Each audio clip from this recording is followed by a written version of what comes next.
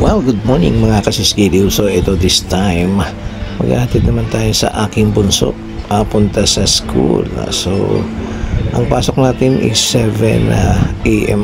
papunta sa planta, pero ang pasok naman ng aking bunso is 6 a.m. in the morning. So quarter to 6 ay ihahatid na namin siya dito sa school. So actually ang school lang is walking distance lang sa amin.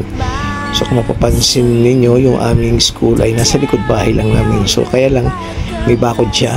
So doon kami dadaan sa main gate. So this time ay maghahatid tayo sa aking bunso para matuwa naman siya sa atin. Yan, everyday kasi ang mami niya ang naghahatid sa kanya. This time na tayo ay pang 7 o'clock in the morning ay schedule natin. Tayo naman ay maghahatid din sa aking bunso. Yun. So pakita rin natin minsan bilang father ang father figure sa ating mga anak, syempre, of course.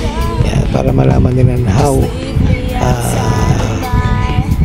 how we love our children. Yan, mga kasusgiliw. So pakita natin na kahit tayo busy, so we have to find time for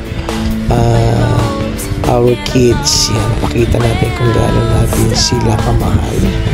Yan, itong paghahatid na ito is maliit na bagay, pero mararamdaman yung ating mga anak o ating mahal sa buhay na tayo ay binibigyan natin ng importansya. Kahit kaunting minuto ng paghahatid sa mga bata, that is a big part na matatandaan ng ating mga anak. Yan, yung konting pagmamahal natin na ipapakita. So this time malapit na kami sa school. So 5 minutes o 4 minutes walking lang dito sa school. So makita nyo ito ang araw-araw niyang tinatahak papuntang school from our house to the school.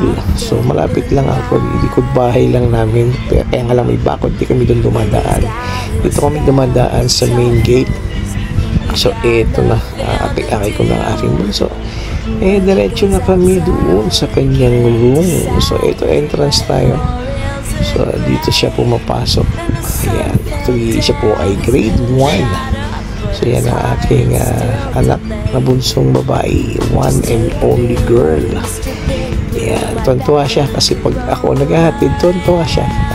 Ramdam na ramdam ko yan na natutuwa siya na siya ay nihahatid ko sa school. So tomorrow again, ihatid ko rin ulit siya kasi pang 7 o'clock tayo ng umaga schedule natin, 1 week na 7 o'clock. So yan, malapit na kami sa kanyang room. So yun, at hanggang sa muli, maraming salamat sa inyong mga kasusgiliw sa pagsama niyo sa akin sa paghatid sa akin bunso sa kanilang school. So yun, malapit na.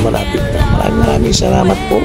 Hanggang sa muli, panoorin nyo na lang paano kami maghiwalay na aking anak from sa bahay to school, at ako naman ay papasok going to work. Bye-bye. Ay sus, giliw.